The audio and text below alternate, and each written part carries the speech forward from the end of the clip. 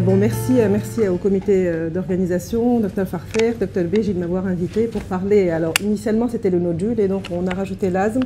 Et c'est un plaisir d'en parler parce qu'on va peut-être boucler la boucle après toute la clinique et plutôt la prise en charge thérapeutique. Donc, je vais parler de l'imagerie de l'asthme. Je ne vais pas rappeler la définition, ce serait un affront au pneumologue. Je dirais simplement que c'est une maladie chronique évolutive qui entraîne des remaniements de la paroi bronchique et un remodelage des voies aériennes qui peut être accessible à l'imagerie et qui peut entraîner, donc, il va entraîner un déclin de la fonction respiratoire et des difficultés thérapeutiques. L'asthme difficile, l'asthme sévère, Dr Belkhev l'a défini tout à l'heure. Moi, je vais parler de la place de l'imagerie, de quel type d'imagerie on va utiliser, avec quel objectif. Alors, la radiographie du thorax, elle est indispensable lors du bilan initial, tout le monde le sait. Elle est surtout intéressante pour les diagnostics différentiels. On va parler des diagnostics différentiels de l'asthme. Elle est inutile en cas de crise banale, mais elle sera indiquée en cas de fièvre, en cas d'exacerbation sévère, de douleur thoracique. C'est aussi pour les diagnostics différentiels. Et les complications. Le scanner, il sera surtout indiqué pour les complications, pour les diagnostics différentiels et les pathologies associées, et on les verra à travers des cas cliniques. Sur le plan technique, il sera réalisé en coupe fine, en haute résolution, et on complétera éventuellement par des acquisitions en expiration. Basse dose, bon, basse dose parce qu'on part toujours de basse dose, donc on préfère protéger les patients. L'injection de produits de contraste, elle n'est pas systématique, elle sera faite au besoin, au cas par cas, et on pourra compléter par des scanners des sinus. J'ai mis plus ou moins parce que ça ne me paraît pas, disons, systématique d'explorer les sinus dans un asthme difficile ou sévère, on peut en discuter.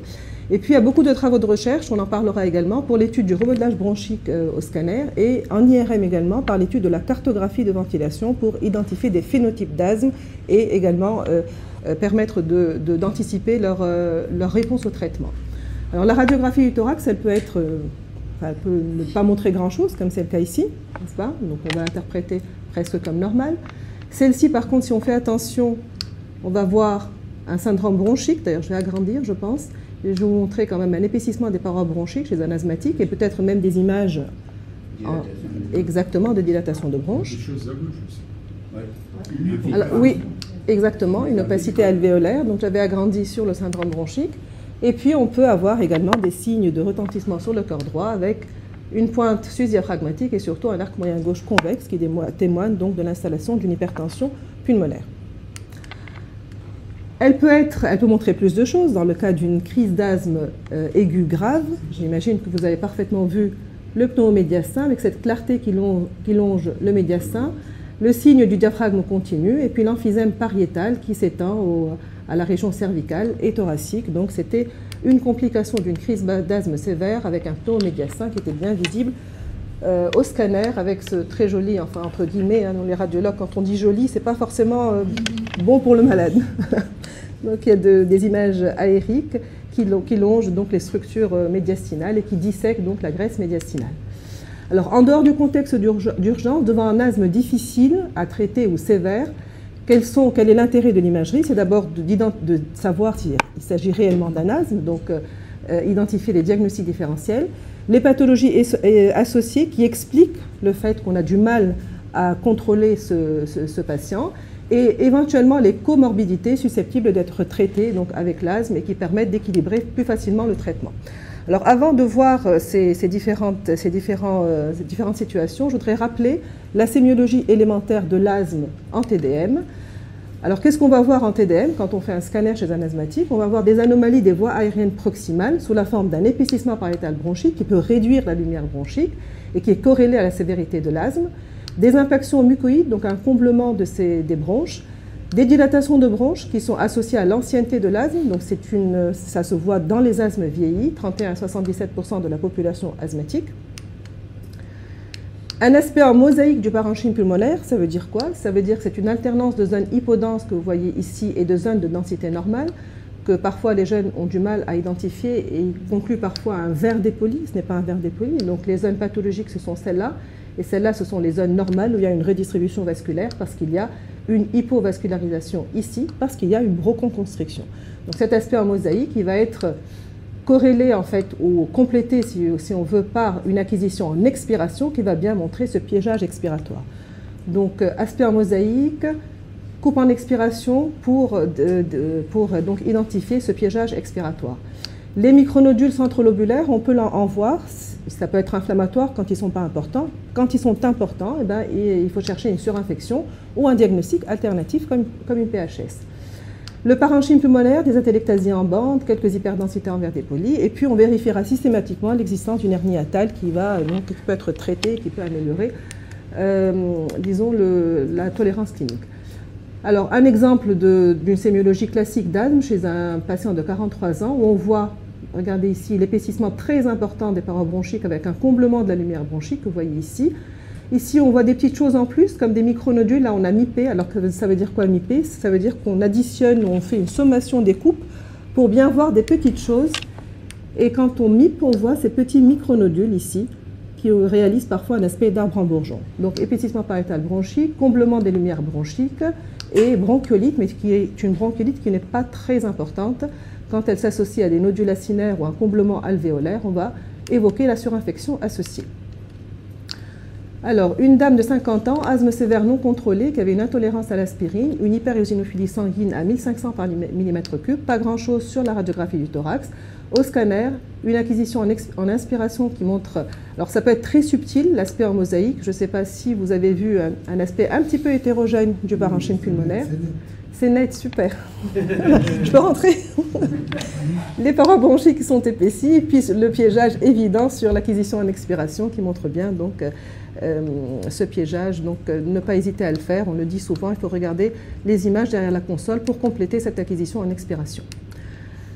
54 ans, asthme sévère, intolérance à l'aspirine, syndrome de Vidal. Donc on voit les épaississements pariéto-bronchiques, et puis les dilatations de bronches que vous voyez ici. Et puis là, on voit un nodule qui ressemble à quoi?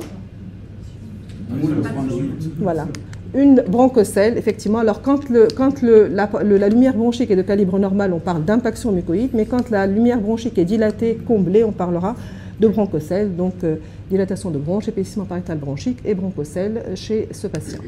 Et qui avait également donc une polypose nasosinusienne associée. Donc, le scanner des sinus a été demandé, a été fait dans la foulée. Donc ça, c'est pour la sémiologie élémentaire, ce que l'on peut voir comme chose classique dans l'asthme. Maintenant, le rôle de l'imagerie et du scanner dans le diagnostic différentiel de l'asthme, c'est très important. Il y a des asthmes qui évoluent alors qu'ils n'en sont pas. Donc, quel est le rôle de l'imagerie? Est-ce un asthme? Alors, les pathologies qui peuvent simuler un asthme, c'est les pathologies laryngo-trachéobronchiques, les pathologies parenchymateuses pulmonaires, on en verra, les pathologies des petites voies aériennes, la bronchiolite constrictive en particulier, qui va simuler un asthme. Cardiovasculaire, l'œdème pulmonaire qui peut donner une dyspnée sifflante. Et puis les diagnostics différentiels selon l'âge, il y a les corps étrangers chez l'enfant, les obstructions bronchiques, donc on va penser plutôt à un corps étranger chez l'enfant, une anomalie des arcs aortiques qui peut donner une dyspnée sifflante, et chez l'adulte, ce sera les tumeurs trachéales, etc. Donc toutes les étiologies, donc on va les évoquer également, on va les corréler forcément à l'âge, et donc on aura une gamme diagnostique qui sera fonction de l'âge du patient. Et là, on va avoir des cas cliniques. Jeune homme, dyspnée sifflante à l'effort, suspicion d'asthme.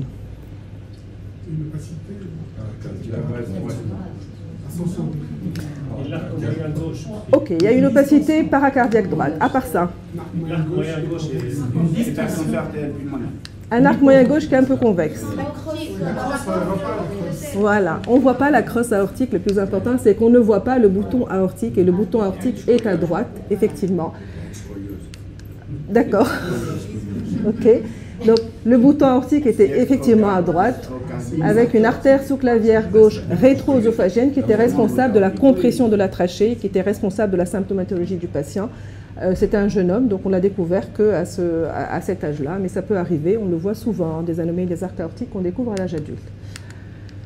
53 ans, dyspnée sifflante, asthme tardif, point d'interrogation. Alors, j'aurais pas dû montrer les images. Normalement, il y avait une animation. C'est pas grave. On va commencer par la radiographie du thorax parce que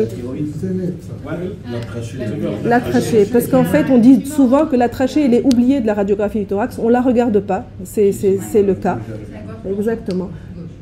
Non, c'est une opacité qui réduit la lumière trachéale sur la radiographie du thorax. On voit bien que la lumière trachéale est réduite. Et voilà, et sur le scanner, on voit bien qu'il y a un bourgeon tissulaire endotrachéal avec une... Voilà. Donc, il y a de la thyroïde aussi. Non, non. Non, là, c'est l'orifice cervico-thoracique. Non, non, il n'y a pas de la thyroïde. Il n'y a pas de thyroïde. Donc là, c'est l'endoscopie virtuelle qui montre bien l'obstruction de la lumière trachéale par ce bourgeon. Donc pour l'histoire, c'était une dame qui avait un antécédent de cancer du sein. Et donc la première chose à laquelle on a pensé, c'est une métastase, parce que les métastases endobronchiques sont fréquentes dans les cancers du... Enfin, fréquentes entre guillemets, mais... Et en fait, c'était un cylindrome, effectivement. C'était un cylindrome trachéal. Alors, 52 ans, elle est suivie pour asthme, c'est depuis 2 ans, cette dame, et elle consulte pour dyspnée. Alors, regardez au scanner ce que l'on voit, une image qui est collée à la paroi trachéale droite de la trachée et qui, bizarrement, se rehausse de manière très intense. C'est un peu inhabituel pour une tumeur trachéale, un cylindrome ou des tumeurs classiques. Non, en fait, on a pensé à une tumeur carcinoïde, c'était un hémangiome trachéal, c'est extrêmement rare. Donc, qui a été traité par Dr. Shewish, et on voit bien la corrélation entre l'endoscopie virtuelle.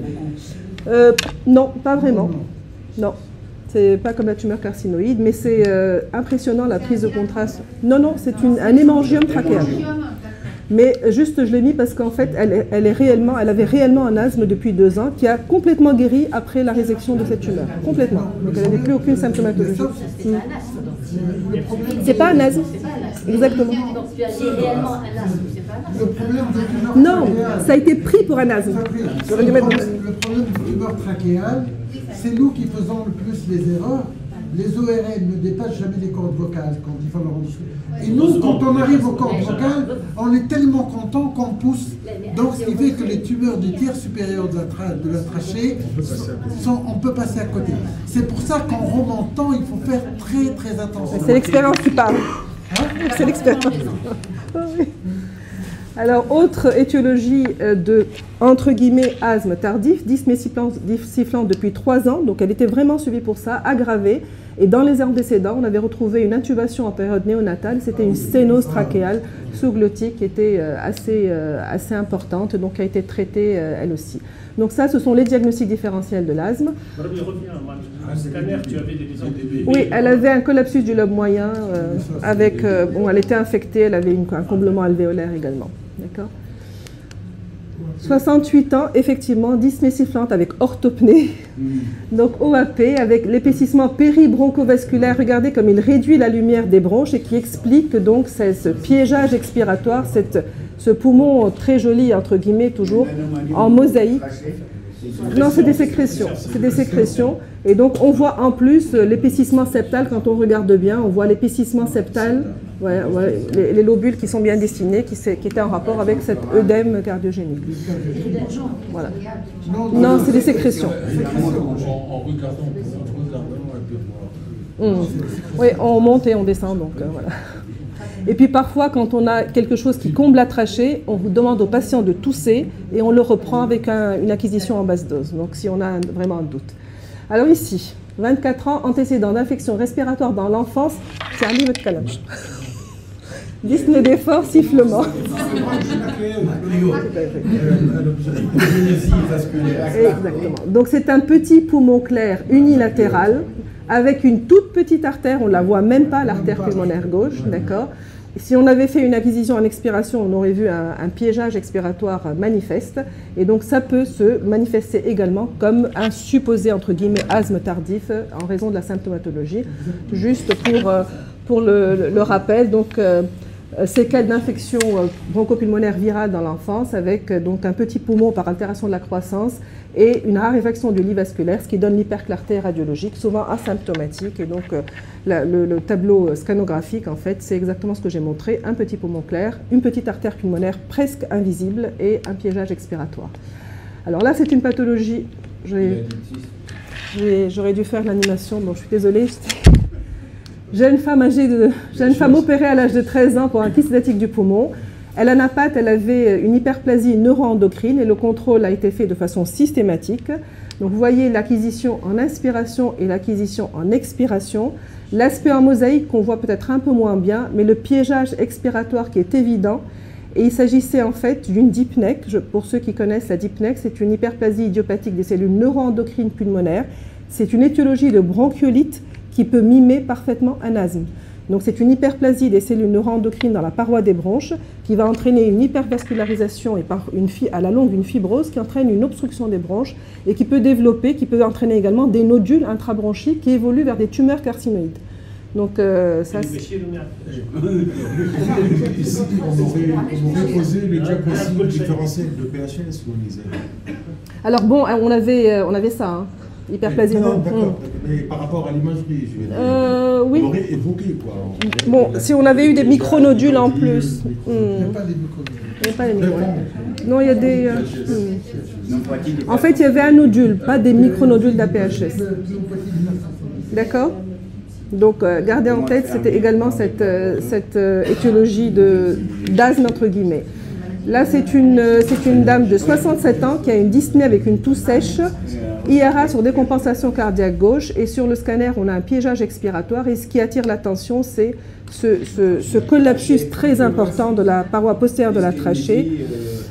Voilà, alors trachéomalacie ou collapsus dynamique, il y a une différence dans l'aspect. Il y a un article qui vient de sortir d'ailleurs qui est très joli, enfin bon, je n'ai pas eu le temps de le mettre. Quand il s'agit d'une trachéomalacie, c'est toute la paroi trachéale parce qu'il y a une atteinte de l'armature cartilagineuse qui se collabe. Et quand on a un mouvement très important de la paroi postérieure vers l'avant, c'est plus une dyskinésie, pas une dyskinésie, un collapsus dynamique expiratoire qui peut être associé à l'asthme et non pas être un diagnostic différentiel en fait. Je suis tout à fait d'accord avec vous parce que quand on regarde en coupe inspiratoire, vous avez le cercle de la trachée qui vient dessiner. Si c'était une trachéomalacie, il y aurait un affaissement vers le bas. Voilà, exactement. Alors, inspiration, expiration, femme de 44 ans, dyspnée sifflante, suivie pour asthme à la consultation aussi, et qui, à l'interrogatoire, signale un syndrome sec. Là, c'est le PHS. Sec.